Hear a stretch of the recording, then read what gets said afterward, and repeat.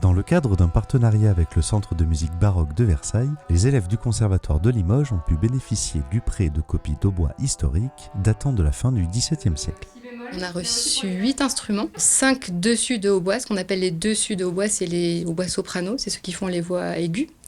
2 tailles de hautbois, donc c'est des instruments plus grands pour faire des voix d'alto et des voix de ténor. Et une basse de hautbois pour faire les voix de basse.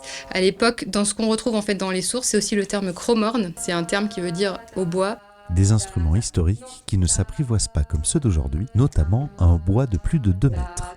Cet énorme hautbois, c'était, on va dire, un peu avant le basson. Et donc, c'est vraiment, ils ont fait comme un hautbois tout long et juste beaucoup plus grand pour que ce soit plus grave. Mais alors, c'est pas pratique, c'est pas ergonomique en tout cas, parce que il tient pas en hauteur, il faut le tenir penché.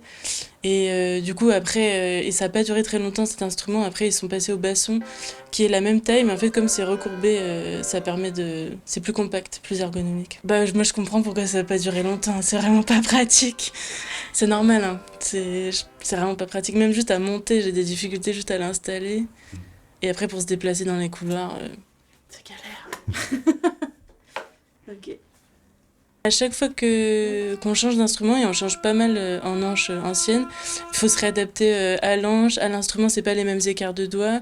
Et puis le son, enfin trouver comment l'instrument sonne.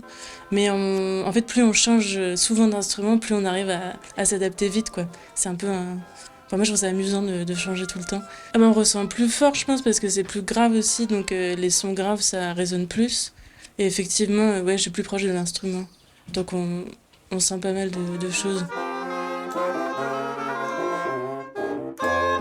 Ça change beaucoup de choses. La première, c'est que la façon de placer le son n'est pas tout à fait la même sur ces instruments-là que sur nos instruments. Ce qui, à titre personnel, m'a marqué en premier, c'est le fait de placer les doigts.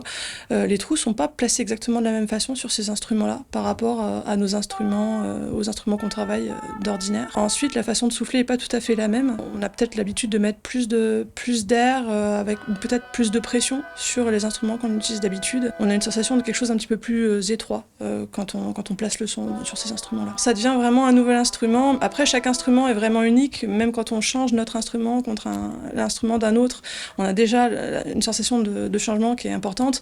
Mais là, on a vraiment l'impression d'avoir un autre instrument entre les mains.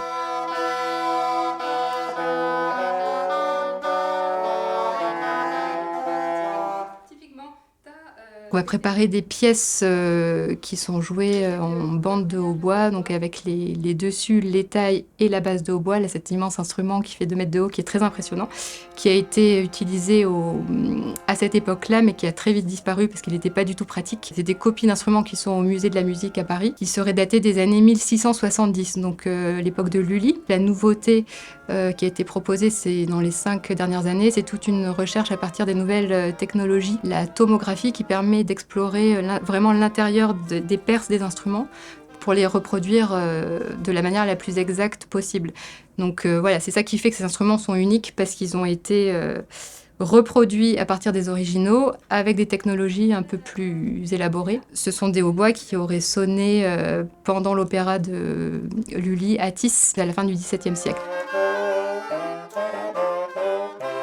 Ça s'écrit dans la démarche qui est finalement l'enseignement de la musique ancienne, c'est-à-dire qu'on essaie de se rapprocher au plus proche de ce qui a pu exister dans les temps où les instruments étaient joués, pour essayer de retrouver leur son et en tout cas de les faire chanter au mieux. C'est ça c'est tout le défi en fait.